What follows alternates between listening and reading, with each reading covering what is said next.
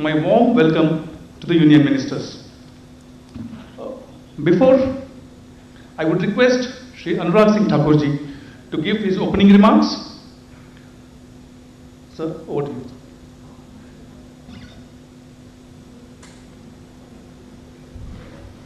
नमस्कार साथियों, प्रधानमंत्री नरेंद्र मोदी जी की अध्यक्षता में आज सीसी और कैबिनेट की बैठक हुई। पहला निर्णय जो अगर आपको ज्ञात हो, पहले रक्षाबंधन और ओणम के अवसर पर एक बड़ी घोषणा उस समय रसोई गैस के सिलेंडर में 200 रुपये की कीमत की कटौती करके की थी। और मैंने उस समय भी कहा था कि महिला कल्याण के लिए और गरीब कल्याण के लिए बहुत सारे कदम मोदी जी के नेतृत्व में सरकार ने पिछले 9 वर्षों में उठाए। चाहे 4 करोड़ प्रधानमंत्री आवास योजना में पक्के मकान बना कर देने हो, तो 75% से ज़्यादा तो सीधे महिलाओं के नाम पर रजिस्ट्री, वहीं पर 12 करोड़ शौचालय, 13 करोड़ घरों में नल से जल, और मुफ्त में इलाज से लेकर मुफ्त राशन से लेकर अन्य योजनाएं। लेकिन उसमें एक बहुत बड़ी योजना जिसने एक बहुत बड़ा बदलाव उनके स्वास्थ्य से लेकर उनके रोजमर्रा की ज़िंदगी के ऊपर किया था, वो था उज्ज्वला योजना। जब रक्षाबंधन के अवसर पर छूट दी गई, 200 रुपये कम किए गए, तब रसोई गैस के सिलेंडर की कीमत 1100 से कम होकर 900 रह गई और उज्ज्वला योजना के लाभार्थियों को 200 रुपये की सब्सिडी एज इट इज़ चलती रही, तो उनको 700 रुपये का पड़ता था। आज से जो घोषणा हो रही है उसमें उज्ज्वला के लाभार्थी जो बहनें हैं उनको 200 रुपये की बजाय अब 300 रुपये की सब्सिडी मिलेगी। 200 से बढ़ाकर 300 कर दिया गया है। करोड़ों बहनों को एक बार फिर प्रधानमंत्री नरेंद्र मोदी जी की ओर से एक बड़ी राहत मदद के रूप में उनको आज का ये निर्णय किया गया है। दूसरा, आंध्र प्रदेश की अगर मैं बात करूं तो आंध्रा और तेलंगाना के तेलंगाना के बनने से पहले जब एक आंध्र प्रदेश था, तो उस समय 1976 में अविभाजित आंध्र प्रदेश के लिए 811,000 मिलियन क्यूबिक फीट ये पानी देने की अनुमति मिली थी पहले कृष्णा वाटर डिस्प्यूट ट्रिब्यूनल के द्वारा। अब वे उद्गम कृष्णा नदी का होता है महाराष्ट्र से, जो कर्नाटक, तेलंगाना और आंध्रा से होती हुई फिर बंगाल की खाड़ी में मिल जाती है। अब उस पानी में से जो कुल पानी उसमें से जाता है 4 राज्यों से होकर, उसमें से 8,11,000 million cubic feet 8,11,000 million cubic feet पानी अविभाजित आंध्र प्रदेश के हिस्से में 1976 में आया था।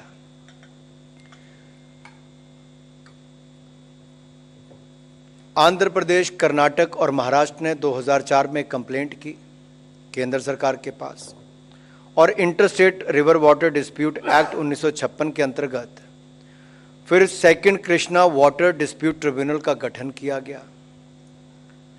और इस ट्रिब्यूनल ने 2013 में अपनी रिपोर्ट तो दे दी थी, लेकिन उस समय आंध्र की सरकार कोर्ट चले गई और सुप्रीम कोर्ट ने उस पर स्टे दे दी और पब्लिश रिपोर्ट नहीं हो पाई।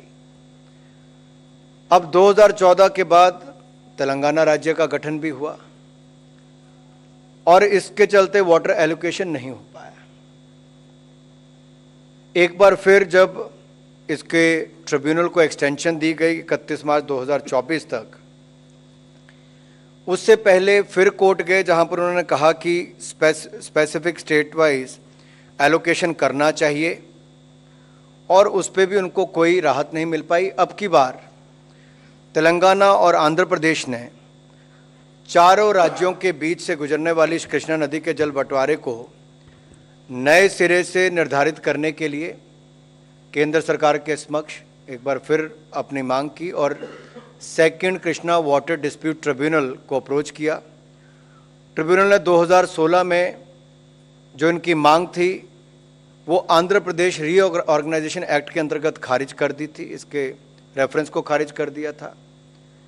अब जब 2018 में तेलंगाना सरकार ने केवल आंध्र प्रदेश और तेलंगाना के बीच जल बंटवारे को सीमित विषय पर भारत सरकार के समक्ष नई कंप्लेंट दायर की है तथा सुप्रीम कोर्ट में दायर अपनी रिट याचिका वापस कर ली, तो इसी परिप्रेक्ष्य में second Krishna water dispute tribunal ने आंध्र प्रदेश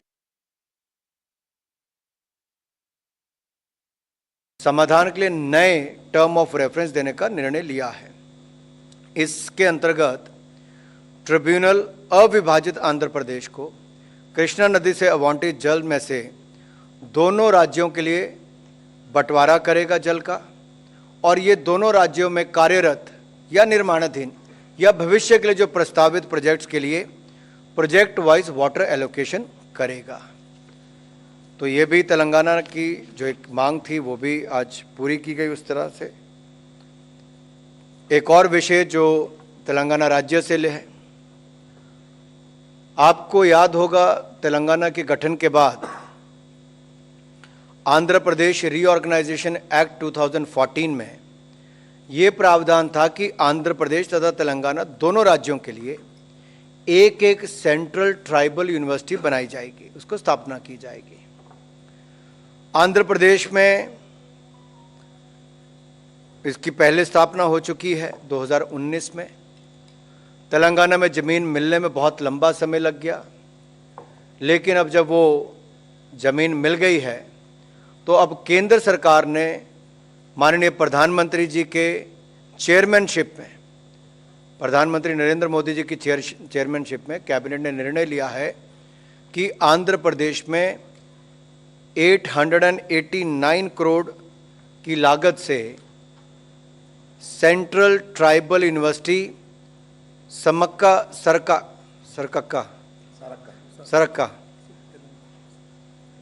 तो तेलंगाना में वन देवता जो है हमारे सरक्का सेंट्रल ट्राइबल यूनिवर्सिटी, इसको खोलने का निर्णय लिया है। इसके विस्तार में माननीय कृष्ण रेड्डी जी आपको बताएंगे। एक और निर्णय, कोविड का समय जब यहाँ से हम फाइनेंस की निर्णयों की ब्रीफिंग करते थे, उस समय भी आपने सब अनुभव किया होगा कि दुनिया के सामने हल्दी का महत्व क्या है, टर्मरिक का उपयोग क्या है, उससे क्या क्या गुण है, उसका पता भी चला। आज अगर दुनिया में देखा जाए, भारत दुनिया का सबसे बड़ा उत्पादक, खपत करने वाला और निर्यात करने वाला सबसे बड़ा ऐसा देश है। आयुष सिस्टम की अगर हम बात करें तो उसके अंतर्गत अगर हल्दी की जो बात की जाए, उसका बहुत बड़ा उपयोग किया जाता है, चाहे आयुर्वेदा हो, यूनानी हो, सिद्धा हो, होम्योपैथी हो। और आयुष सिस्टम ऑफ मेडिसिन जो है वो अपने एंटीबैक्टीरियल, एंटीवायरल, एंटी फंगल और अदर मेडिसिनल प्रॉपर्टीज़ के लिए जाना जाता है। आज अगर मैं हल्दी की बात करूं तो देश में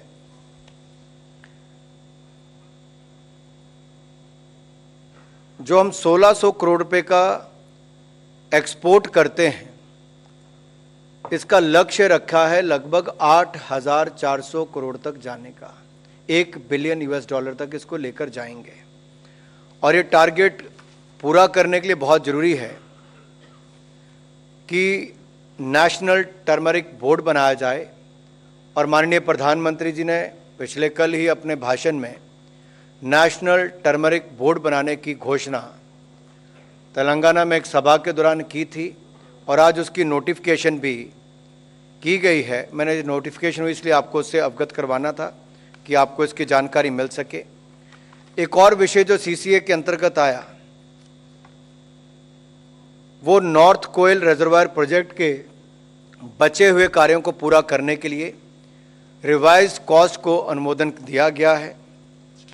इस प्रोजेक्ट को पूरा करने के लिए अब लगभग 2431 करोड़ रुपए खर्च होंगे, जिसकी संस्तुति की गई है। ये प्रोजेक्ट के बचे हुए कार्य अगले 30 महीनों में पूरे किए जाएंगे। इससे बिहार के औरंगाबाद और गया और झारखंड के पलामू और गढ़वा जिलों के 1,14,000 हेक्टेयर से अधिक सूखाग्रस्त क्षेत्र में सिंचाई की सुविधा उपलब्ध होगी। थोड़ा मैं आपको इसके बैकग्राउंड इसलिए बताना चाहता हूं क्योंकि इतना पुराना प्रोजेक्ट है। बहुत सारे प्रोजेक्ट कांग्रेस के समय शुरू होते थे, पूरे नहीं हो पाते थे।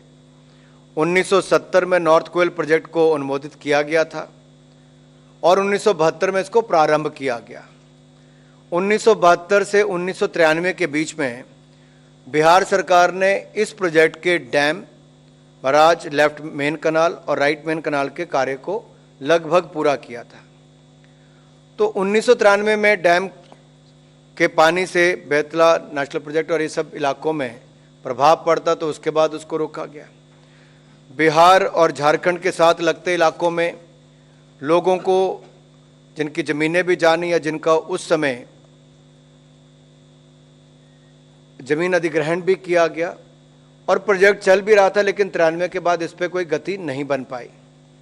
2017 में कैबिनेट द्वारा इस प्रोजेक्ट को पूरा करने के लिए 1,622 करोड़ रुपए की मंजूरी उस समय दी गई थी, लेकिन आज जो मंजूरी दी गई है वो राइट मेन कनाल, लेफ्ट मेन कनाल को कंप्लीट लाइनिंग और गैर डिस्ट्रीब्यूशन सिस्टम को निर्माण को भी पूरा करने के लिए अनुमति दे दी गई ताकि प्रोजेक्ट को पूरा किया जाए। और इस डैम के जो प्रभावित लोग होंगे, आउस्टी होंगे, उनको कॉम्पनसेशन पैकेज को रिवाइज किया गया है। जनहित में एक और बड़ा निर्णय किया गया कि एक और तो प्रोजेक्ट पूरा होगा तो 10,000 हेक्टेयर की भूमि को इरिगेशन यानी कि सिंचाई योग्य बनाया जाएगा, 10,000 हेक्टेयर की भूमि को। वहीं पर जो प्रोजेक्ट अफेक्टेड फैमिलीज हैं उनको 6.5 लाख रुपया का अतिरिक्त सेंट्रल ग्रांट दिया जाएगा। तो एक और सिंचाई योग्य भूमि हो जाएगी। लाखों हेक्टेयर भूमि को, लाखों एकड़ भूमि को वहाँ पे लाभ मिलेगा इसको। और दूसरी ओर जिनकी ज़मीन गई उनको इसमें से 6.5 लाख रुपए की अतिरिक्त सेंट्रल ग्रांट मिलेगी। एक अंतिम निर्णय जो मैं आपको से अवगत करवाऊंगा, Andaman Nicobar island tenancy regulation 2023, Dadra Nagar Haveli and Daman Diu tenancy regulation 2023, Lakshadweep tenancy regulation 2023 को प्रोमलगेट करने का निर्णय किया गया है, इसको घोषणा की गई है। ये जो मॉडल टेनेंसी एक्ट जून 2021 में कैबिनेट द्वारा अनुमोदित किया गया था, इसके पीछे मूल उद्देश्य था कि इस रेगुलेशन के द्वारा मकान मालिकों एवं किराएदारों के हितों और अधिकारों के बीच एक बैलेंस स्थापित किया जा सके, जिससे मकान मालिक किराए पर अपने मकान को देने के लिए उसको कोई चिंता ना हो, क्योंकि अधिकार एक बराबर होंगे और इसके लिए मकान बनाने और खरीदने के लिए उसको प्रोत्साहन भी मिलेगा। और शहरी क्षेत्रों में खाली पड़े मकानों को किराएदारों को उपलब्ध भी कराए जा सकेंगे। हाउसिंग फॉर ऑल के लक्ष्य को भी हम इसके माध्यम से प्राप्त करने में सहायक होगा। संविधान के अनुच्छेद 240 के अनुसार अंडमान निकोबार आइलैंड, दादरा नगर हवेली, दमन दीव, लक्षद्वीप यूनियन टेरिटरी में रेगुलेशन बनाए जाने का प्रावधान है। और इसके जो रेगुलेशन के मेजर फीचर्स क्या हैं, इसके लागू होने के बाद किसी भी रेजिडेंशियल या कमर्शियल प्रॉपर्टी को किराए पर देने से पहले मकान मालिक और किराएदार के बीच रेंट एग्रीमेंट होना अनिवार्य है, कंपलसरी है।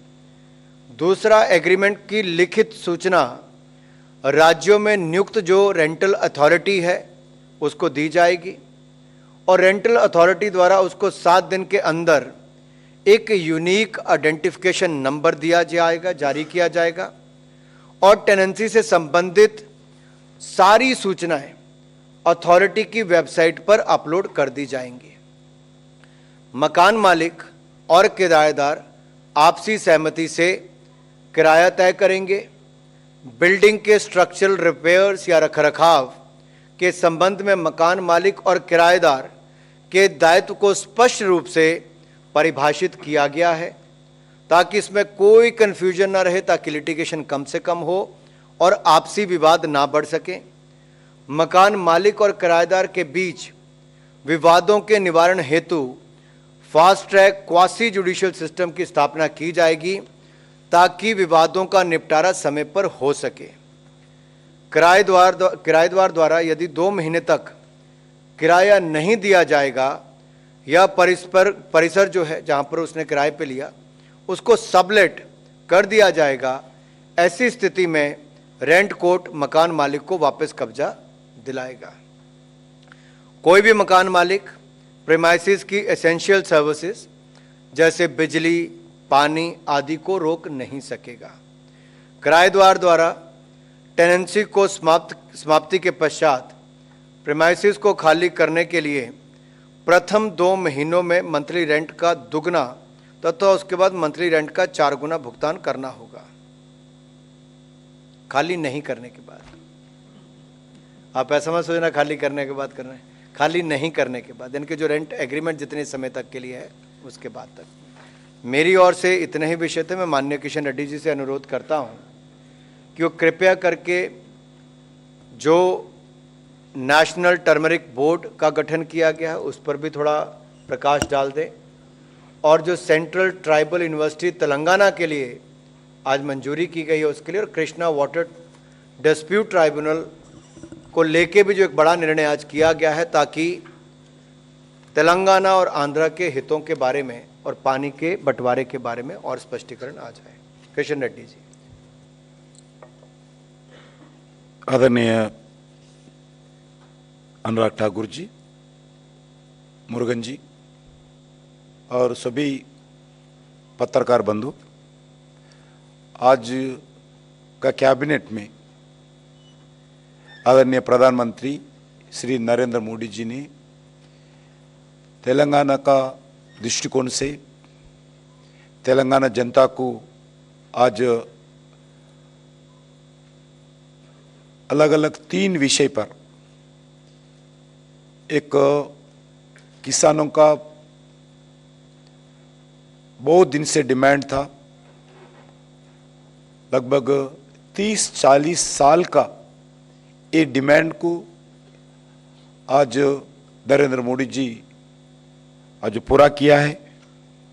क्योंकि जो टर्मरिक हल्दी का बोर्ड बनाना चाहिए, क्योंकि तेलंगाना एक ऐसा स्टेट है, कुछ जिलों में टर्मरिक के लिए अच्छे जमीन है, उस जमीन में टर्मरिक का अच्छा खेती हो सकता है, प्रोडक्शन अच्छा मिलता है, इसलिए बहुत सालों से किसान इसके ऊपर आधार पर खेती करते हैं।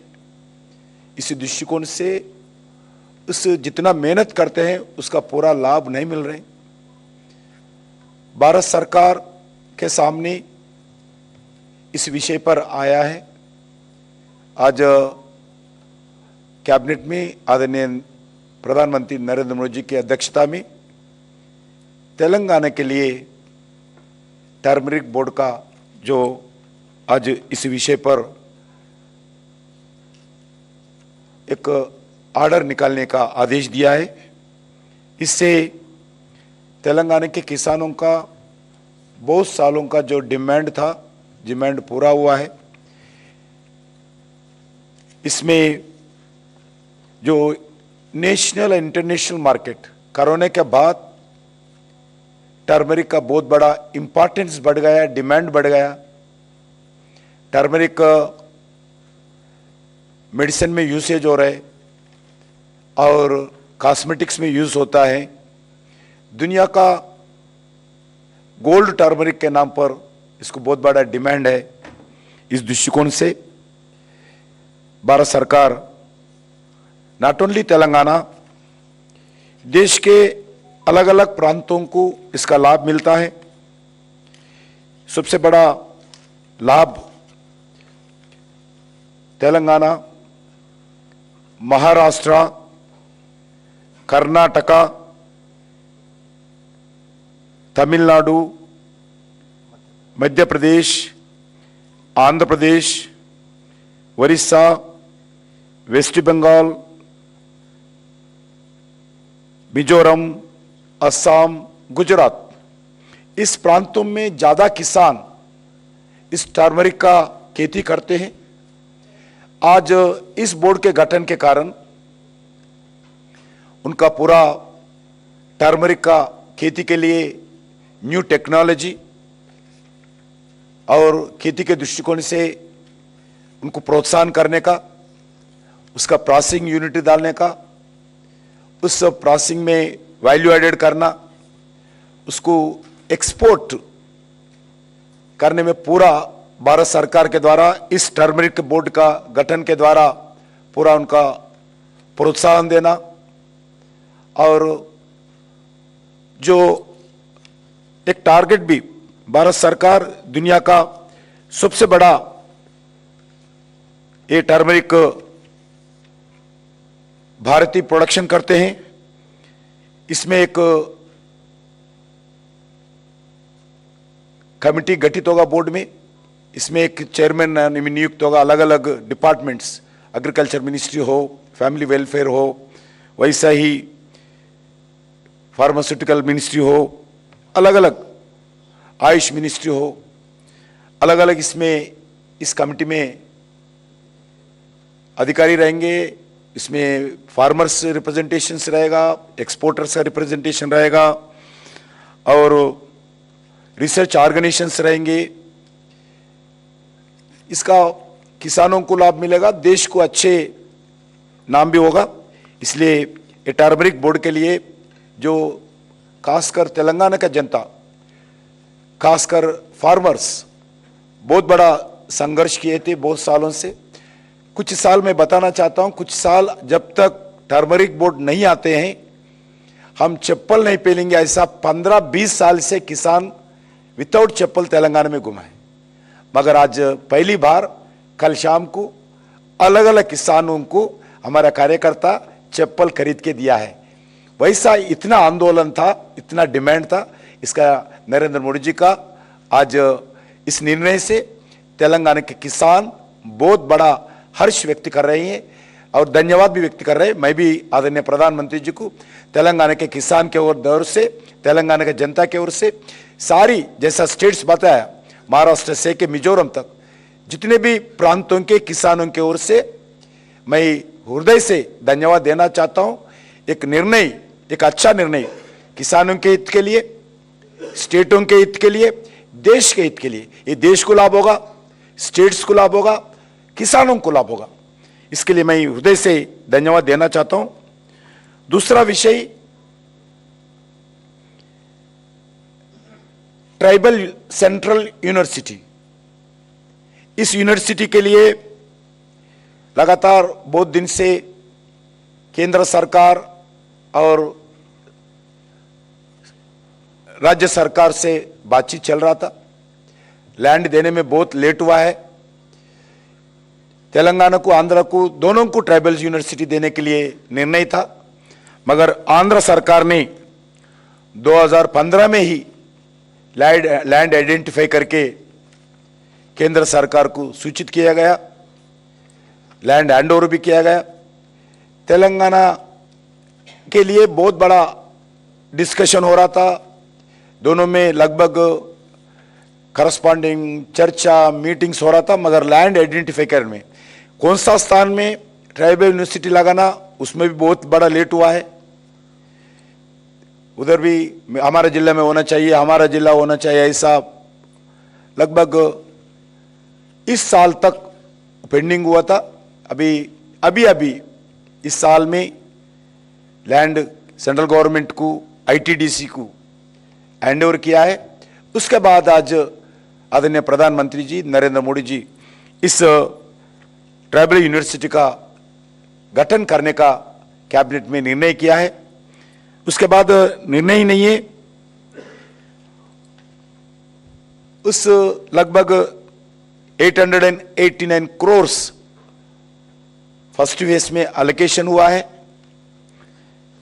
उसमें इस ट्राइबल यूनिवर्सिटी मुलुगु, तेलंगाना में एक मुलुगु डिस्ट्रिक्ट है, हेडक्वार्टर भी है, उस गांव में इस ट्राइबल यूनिवर्सिटी का गठन करने का निर्णय हुआ है। मैं इस ट्राइबल्स के तरफ से मैं धन्यवाद देना चाहता हूं प्रधानमंत्री जी को। इसका नाम भी आप भी सर्च कर सकते हैं इंटरनेट में। एक हमारा तेलंगाना में एक सम्मक्का सारक्का, ये वनदेवता दोनों माँ बेटी है। ये गिरिजनों के ट्राइबल्स के अधिकारों के लिए, हक के लिए संघर्ष किए थे। ये लोग बहुत बड़ा मंदिर भी है। इसी ट्राइबल समुदायों के रक्षा के लिए, आदिवासियों के लिए भगवान माता के रूप में, देवता के रूप में पराशक्ति माना जाता है ट्राइबल्स। दुनिया में सबसे बड़ा ट्राइबल का कुंभ मेला आप सर्च कर सकते, कुंभ मेला इस जगह होता है मुलुगु में, जिस जगह सम्मक्का सारक्का का मंदिर है। ट्राइबल फेस्टिवल होता है। सभी प्रांतों से, नॉट ओनली तेलंगाना, अलग अलग प्रांतों से, मध्य प्रदेश, छत्तीसगढ़, उड़ीसा, महाराष्ट्र, आंध्र प्रदेश, कर्नाटका जैसा, झारखंड जैसा प्रदेशों से लाखों लोग इस कुंभ मेले, ट्राइबल कुंभ मेले में इस मंदिर पे आते हैं। आदरणीय प्रधानमंत्री नरेंद्र मोदी जी एक अच्छा निर्णय लिया है। इस दोनों सम्मक्का सारक्का माताओं के, वन देवता के नाम पर इस ट्राइबल यूनिवर्सिटी का गठन करने का निर्णय हुआ है। Sammakka Sarakka central tribal university के नाम पर इस यूनिवर्सिटी काम करेगा। मैं इस विषय पर भी, बहुत दिन से पेंडिंग था, इस विषय पर भी मैं प्रधानमंत्री जी को धन्यवाद देना चाहता हूं। तीसरा मुद्दा तेलंगाना का ही आंध्र प्रदेश का था। जो पहला तो महाराष्ट्र, जैसा आदरणीय अनुराग ठाकुर जी बताए थे, महाराष्ट्र, कर्नाटका, आंध्र प्रदेश, इस तीनों में स्टेट्स में ये कृष्णा वाटर का इश्यू था। इसके लिए Krishna water dispute tribal tribunal का गठित हुआ था। उसके बाद जब जैसा आंध्र प्रदेश से तेलंगाना अलग हो गया, दो स्टेट बन गया, वो डिस्प्यूट तेलंगाना का पानी का कैसा दोनों के बीच में फिर डिवाइड करना चाहिए, इसका इश्यू था। इस विषय पर लगातार अलग अलग मीटिंग्स हुआ था। तेलंगाना सरकार ने 2015 में इस कृष्णा ट्रिब्यूनल, हमारा Telangana Andhra water dispute divide करने के लिए एक याचिका डिमांड करते हुए सुप्रीम कोर्ट में फाइल किए थे। इसका स्टे था। आज केंद्र सरकार ने लगभग सुप्रीम कोर्ट का डिस्प्यूट फाइनल होता बोल के देखे थे, मगर फाइनली तेलंगाना सरकार, केंद्र सरकार के बीच में डिस्कशन हुआ। उस डिस्कशन के अंदर तेलंगाना सरकार मान लिया है जो सुप्रीम कोर्ट का याचिका है हम वापस लेंगे। वो याचिका वापस लिया है। अभी केंद्र सरकार जो टर्म्स ऑफ रेफरेंस के दृष्टिकोण से कृष्णा वाटर डिस्प्यूट ट्रिब्यूनल 2 के अंदर ही इस समस्या को हल करने के लिए तेलंगाना का, आंध्रा का बीच में कृष्णा वाटर डिस्ट्रीब्यूशन का जो एक लीगल जुडिशियली ऑर्गेनाइजेशन होता है, इस दृष्टिकोण से आज भी बहुत बड़ा निर्णय हुआ है। लगभग 50 लाख किसान तेलंगाना में इसका लाभ मिलता है। मैं बताना चाहता हूं, तेलंगाना संघर्ष, सेपरेट तेलंगाना का संघर्ष, पानी, फंड्स अंड एम्प्लॉयमेंट, जॉब्स, नीलू निधुलु नियामकालु, ये 3 डिमांड्स के ऊपर संघर्ष चला था। इसमें सबसे पहला डिमांड पानी का ही था। इसलिए आज जो तेलंगाना सरकार सुप्रीम कोर्ट से याचिका वापस लिया है, इसीलिए केंद्र सरकार को अभी इस Krishna water tribunal dispute tribunal का 2 के अंदर टर्म्स ऑफ रेफरेंस के अंदर जो भी समस्या हल करने का निर्णय का आज कैबिनेट अप्रूवल मिला है। मैं इसी विषय पर भी आदरणीय प्रधानमंत्री जी को हृदय से तेलंगाना के किसान की ओर से, तेलंगाना के जनता की ओर से मैं धन्यवाद देना चाहता हूं। Sir, we may open the floor for questions. We can begin here. 91. Sir, Prakash Pedashi from ET Now. With the hike of LPG subsidy for Ujjwala customers, how much will it cost to the exchequer? देखिए, जब गरीब कल्याण की बात करते हैं तो आप इस पे मत जाइए कि कितना सरकार को बोझ पड़ेगा। मैं बोझ नहीं, मदद कही मैंने पहले भी। तो जितना भी होगा प्रति सिलेंडर 200 रुपये की बजाय अब 300 रुपये की सब्सिडी उज्ज्वला गैस लाभार्थियों को मिलेगी, प्रधानमंत्री उज्ज्वला योजना के अंतर्गत जो है। और ये लगभग 9 करोड़ 60 लाख से ज़्यादा बहनों को, एक तरह से कहूँ तो 9 करोड़ 60 लाख परिवारों को एक मदद के रूप में घोषणा की गई है। 42. सर, लक्ष्मण CNBC आवाज़ से, ये जो सब्सिडी बढ़ाकर 200 के बजाय 300 की गई है, ये इसके कोई टाइमलाइन है कि कब तक के लिए बढ़ाई गई? क्योंकि अभी LPG के दाम में काफ़ी बढ़ोतरी हुई थी, तो हो सकता है कि तत्कालिक राहत देनी हो। और इसमें चूँकि पिछले कारोबारी साल के आधार पर देखें तो कितने लोगों ने इस उज्ज्वला स्कीम के तहत रिफिल कराई, उसके आधार पर कुछ डेटा शेयर कर सकें सर? देखिए, जितनी भी खपत होती है लक्ष्मण जी, मान लीजिए ऑन एन एवरेज अगर कोई 3 सिलेंडर लेता है, 4 लेता है, तो उसके हिसाब से 100 रुपये प्रति सिलेंडर और बढ़ जाएगा।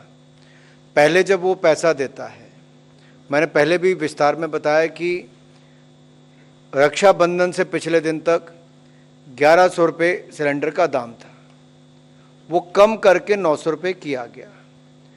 900 रुपये के अलावा जो उज्ज्वला गैस योजना के लाभार्थी हैं उनको 900 रुपये के ऊपर 200 सब्सिडी मिलती है। 200 रुपये उनके वापस खाते में जमा होता है। अब 200 की बजाय 300 रुपये उनके खाते में वापस जमा होगा। चाहे 3 सिलेंडर लेंगे तो 300 रुपये 3 बार होंगे, 4 लेंगे तो 300 रुपये 4 बार होंगे। और ये केवल उज्ज्वला लाभार्थियों के लिए।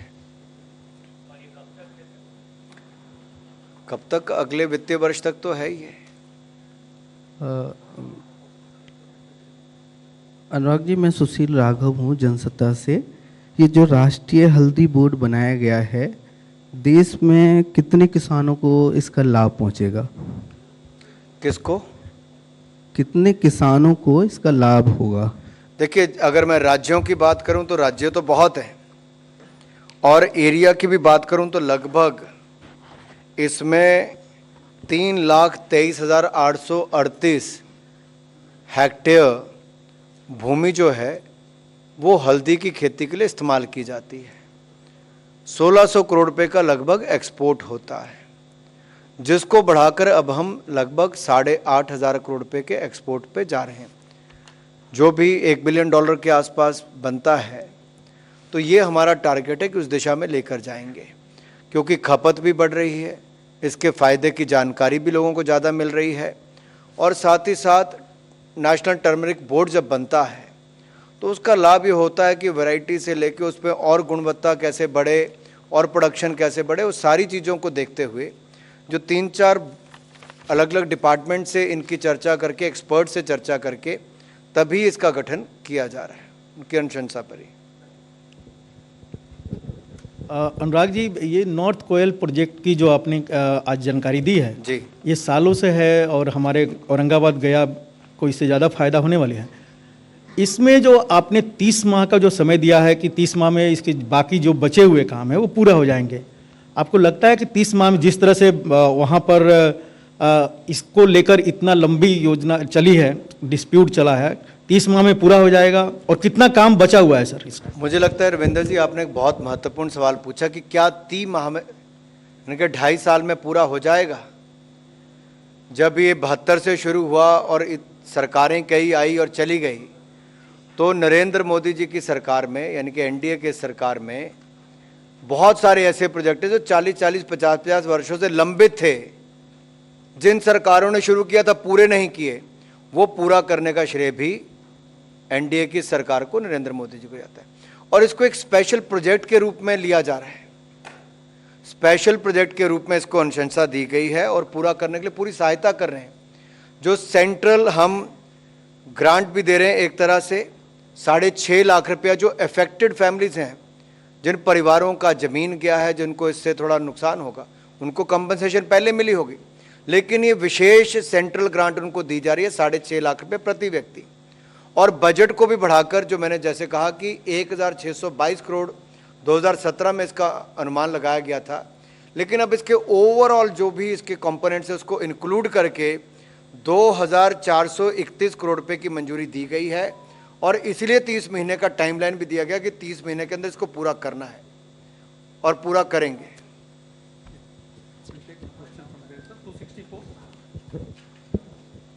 Sir, my question is about. Keep the mic closer please. Mic में बोलिए। Hello.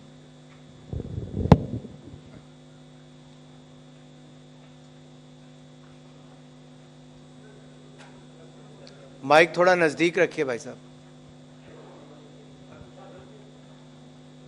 दूसरा माइक दीजिए। Sir, the Supreme Court had asked for the setting up of a river tribunal bench for between Karnataka and Tamil Nadu for sharing the river water between Karnataka and Tamil Nadu. It came up in December 22. It is about the Krishna I know, I understand. No, Water yesterday also. Dispute Tribunal. Sir, yesterday also Supreme Court had made an observation regarding Pennayar River Tribunal. That is why I am asking you this question. No, I have to speak about the decision taken today in the today's cabinet. Yeah, let us confine our questions to the cabinet decisions taken today.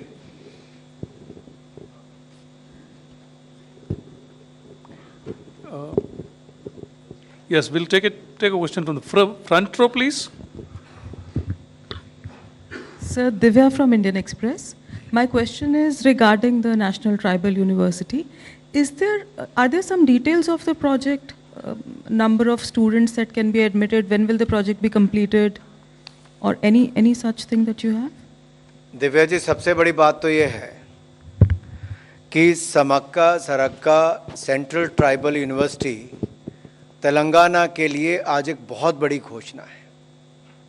889 crore rupees इसके लिए sanction किए गए और ये उस जिले में बन रही है जहाँ का महत्व किशन रेड्डी जी ने आपको भी बताया। मुलुगु की में लगभग 29% ये जनजातीय पॉपुलेशन भी वहीं पे ही बसती है और एक हमारा लगातार प्रयास रहा है कि चाहे शेड्यूल कास्ट हो, शेड्यूल ट्राइब हो, जो परिवार पीछे रह गए उनको भी शिक्षा के क्षेत्र में बहुत आगे ले जाया जा सके। और ये जो आंध्र प्रदेश रीऑर्गेनाइजेशन एक्ट 2014 के अंतर्गत प्रावधान था, आज हमने उसको भी पूरा किया। पूरा हम बहुत पहले कर देते अगर ज़मीन मिलती, लेकिन ज़मीन मिलने में बहुत लंबा समय लगा। जैसे ही ज़मीन मिली 899 करोड़ रुपया उसके लिए मंजूर कर दिया गया। अब मुझे पूर्ण विश्वास है जब लगभग 900 करोड़ रुपए की यूनिवर्सिटी बनेगी तो निश्चित तौर पर विद्यार्थियों की रुचि भी बहुत रहेगी। So, if there are no more questions, we may conclude the Thank cabinet you. briefing. Thank you very much.